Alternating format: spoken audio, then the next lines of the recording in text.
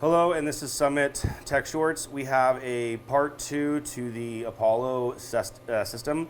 What we have here is an Apollo Dynamo setup, and Tim from Digivac is going to give us a really detailed explanation of what the difference between a standard Apollo and a programmed Apollo Dynamo. Essentially, you can have how many of these on an Apollo? You can have 2 of these on an Apollo. Easily. So that allows functionality for, say, running a rotovap or multiple rotovaps or a falling film, 2 falling films, right? They're two independent systems. So go ahead and tell us about this big valve over here, Tim. This big valve is a patent-pending valve. It's been under development for about 1.5 years, and it works really well. But it's not only a valve, it's actually 2 valves in one. If you'll notice, we have a KF25 connection here, and then we have a KF25 connection here. Inside this valve, Elliot, there's actually 2 bellows valves, 2 proportional servo-controlled bellows valves.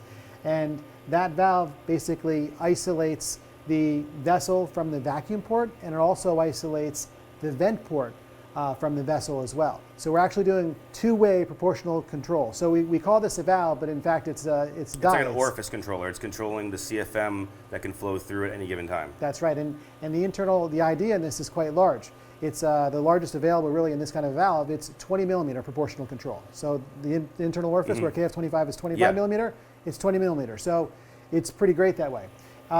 Here we've got a place where we can actually put in some sort of gas, nitrogen or argon. Of course, you can leave this open to atmosphere, but if you want something specific, you could put something in here.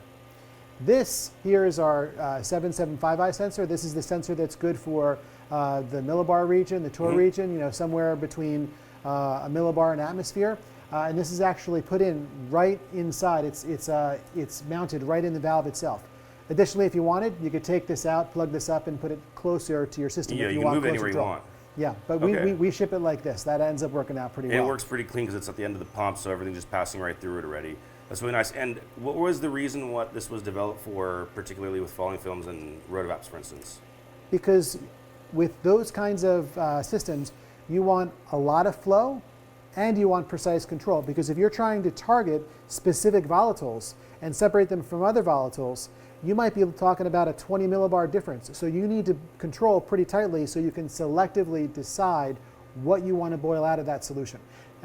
Additionally, what we noticed with some of the folks that we worked with is it was the time element. Like it took a long time to pump down, or it took a long time to vent. And especially if you're on a hose, right? Yeah, absolutely. And also people, the other problem that we saw is that people were actually taking off hoses to do all this work. To vent and do this stuff, yeah. In fact, in a lot of the work that we did with our customers when we first came out with this, what they use this for most of all is not actually vacuum control. It's push button control for venting and vacuum. So you don't have to actually touch any hardware or any valves.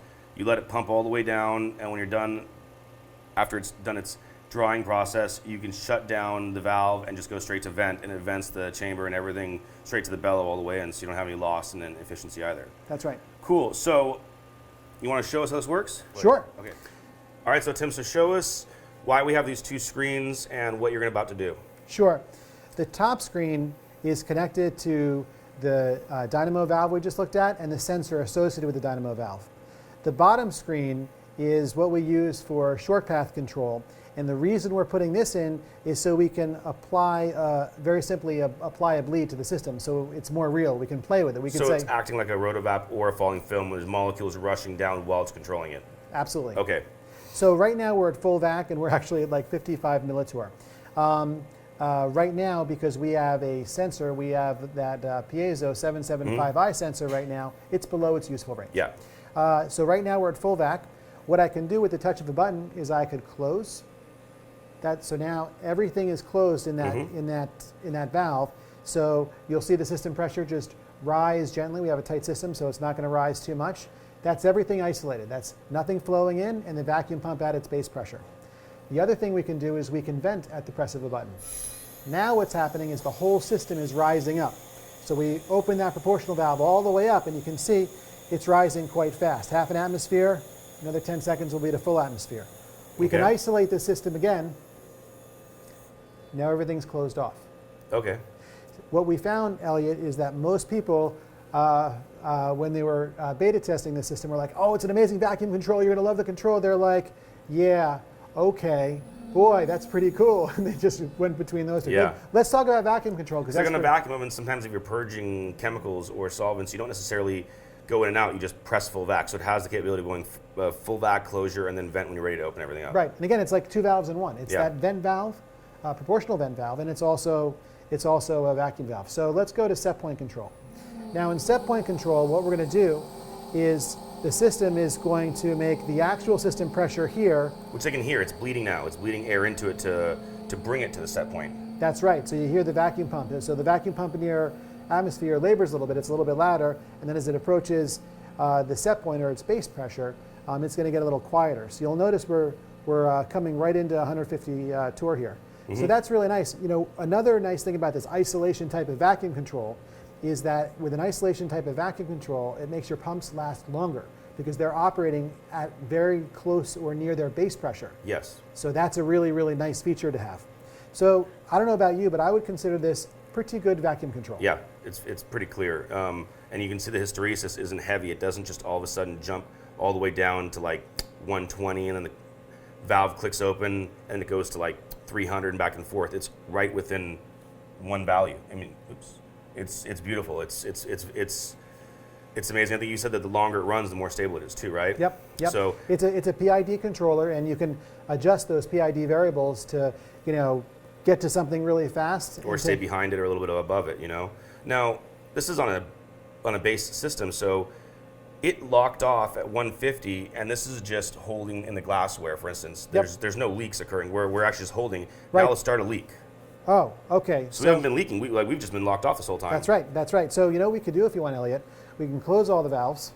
So now everything's closed, so we can actually see what the actual leak rate is, which is now all the valves are closed. It's not even leaking. Yeah, you make good glass. Yeah, exactly. Thank you. Can you please make leakier glass so this demo works better? I'm teasing. So here we go. Now we're going to start a leak. Now we started a leak of 500 skims, and we see that this is going up. Yep. So now this is a more realistic scenario because, if you're outgassing things are going to be leaking. Exactly. So let's go ahead and press that set point control. It'll take care of that. Yep. We can change the leak rate, and as long as the leak rate doesn't exceed the pump's ability to overcome it, this is going to go all day long. Exactly. And now we're just simulating the vapors that are moving in motion from a rotovap. That's right. So it's like we have a leak in the system, or we're flushing the system of gas to try and simulate vapor moving through it, and we're maintaining 150 on the Dynamo Valve. Yep. I like this a lot. Pretty neat. So just for fun, one thing we can do, we can stop the leak, and you can see it'll figure out its way and it'll even out. And say, Elliot, we're done for the day. Let's go ahead and vent this up to atmosphere. Exactly. I'm gonna tell you this: my customers who purchase this, the ones that love it the most are the ones with the falling films, because they can attach a KF25 from the falling film to the valve controller and then to their pump, say an IDP15, a giant system. And it doesn't have to overshoot or go up and down, so you don't get a variation in vacuum pressures and then have like an issue where overboiling or pulling too much or you're not evaporating enough. It'll maintain the exact point. So if your machine runs perfect at like 100 millibar, it'll maintain it at 100 millibar exactly, or say you're at 100 torr. It will allow the machine to run where it wants to run. So with other types of controllers I've seen in the market, you'll hit a certain vacuum point and then the valves have an on and off hysteresis. So they'll close and then your pumps behind the valve is pulling more vacuum. So when that valve opens, it just pulls even more. It crosses that set point over quite a bit and then it shuts down again. And then the vacuum behind it generates more vacuum, and the system in front of it has more pressure, so it's never really balanced. And this way, the hole is never really closed. You're just altering the size of the hole to maintain the level of vacuum pressure based on CFM and volume flowing through at a desired vacuum rate, whether it be micron, millibar, or torr. Absolutely. And so that other method that you mentioned, it's a great vacuum control method, and it's at a much lower price point. This is a little bit higher price point, but if you see, I mean, the control is that precise. So if you're looking to dial in a system very precisely, this is a really good alternative. And high volume. So yes. I remember when we did some testing on our rotovap, we were able to use this system at like 30 or 40 millibar while the roadmap was operating, and the controller on the IDP wasn't like a hole that was closing open all the time. It was a variable orifice, you know, and it was operating at higher speeds because normally you have hoses, and sometimes systems, you know, they just slow down because there's less CFM. And with the bellow, you might have too much CFM, and so then your rotovap overboils. So we found the correct zone that we liked. We set it to that zone, and it stayed exactly there the entire time. It did not move. We didn't have any extra overboiling that was going on, and we found where the CFM and micron range was perfect, and that's what the valve does for it, I think. Yeah, for sure. Yeah, so you know, one of the nice things about pressure, especially with a valve like the Dynamo, pressure can be changed very, very rapidly. So if you see overboiling happening, vent that puppy. Yeah, exactly. Done. And then everything stops, and then you can rejigger. You know, one of the challenges is if something happens and you know things are boiling up and you're about to lose product, you might take a bunch of time to do all this stuff out. It's an instantaneous bleed. Boom. Yeah, it's perfect. It's a huge safety piece, and I really like, you know, the fact that you can isolate everything. You know, sometimes things are going and you're not exactly sure what the heck happened. Close everything, take a step back. Vent it back, you know. And just watch what goes on. And when you vent it, you know, it just opens up that vent valve, and that vacuum valve remains closed. I like it. Let's go ahead and play with some heavy CCMs. Let's see if we can bring it back down to 150. And I'm just curious, it would never be in practicality, but let's flood the system. Okay, what does that mean? We just increase the CCM. So. Oh, sure. Okay, so whoop, like that. Higher? You going higher? Let's try 2,000. Let's try 1,000.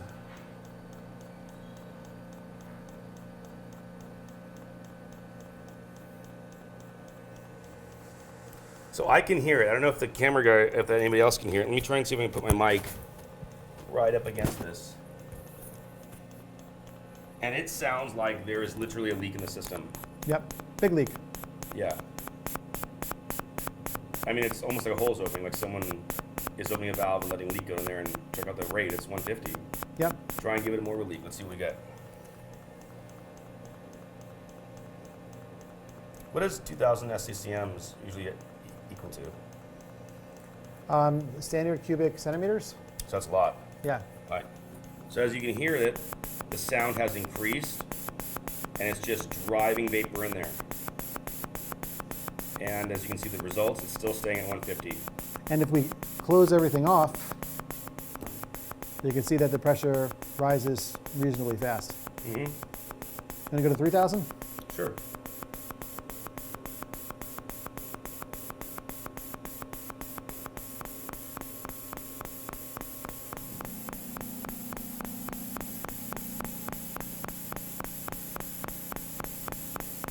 So the nice thing is no matter what the vapor load is, it adjusts the orifice. It does. So if there's a lower vapor load, the orifice just gets a little bit smaller. Yep, all automatic, all automatic. And or larger, wherever it needs to flow more. Whatever it needs to do, yep. That's really interesting. You're flooding it with like a squirt bottle of air at a time, you know, an incredible amount of air. I can almost hear this valve right here, if they can hear in the mic, is just nonstop. It's just almost open the entire time, and the system is maintaining. So that says a lot about the technology, especially if you're maintaining vacuum in a falling film. You have no choice but to literally have the vacuum controller, the vacuum pump, and the system boil off mate. And if you're not mated, your pump's either overboiling it or can't keep up, you know? But I think this is a great tool, especially for falling films. Yeah, and a lot of folks, what they'll do is they'll use valves and do the same thing we're doing with that. Yes. With that. And that works really well. It takes a lot of time. Yeah, and if the system changes internally, you have to increase the bleed or decrease the bleed. It'll never be the same thing, but this is doing it for you. Absolutely. Awesome. Well, Tim. All right, so this is the Dynamo Valve. This is a patent-pending valve design that we created to do precise vacuum control, also with really, really high flow. And it's effectively two valves in one. It's two proportional bellows valves that have a 20 millimeter orifice, so fairly large compared to a 25 millimeter KF25 orifice. So we've got a proportional bellows valve that sits between the vacuum pump and the system. And we've got a proportional bellows valve that sits between the system and the vent port. Integrated into the valve itself is a 775i piezo sensor, which can either be mounted on the valve itself, or if you prefer, you could actually mount it on the system for even better control. And how this works is we actually change the orifice. We change the size of the flow path between the vacuum pump and the vessel, or between the vent valve and the vessel to maintain precise vacuum control. However, because of this proportional arrangement that we have, you can actually open up to that full 20 millimeter bore. So it actually has nice large flow, but precise control. So it's effectively 2 valves in one, and we call it our Dynamo Valve. It's really cool.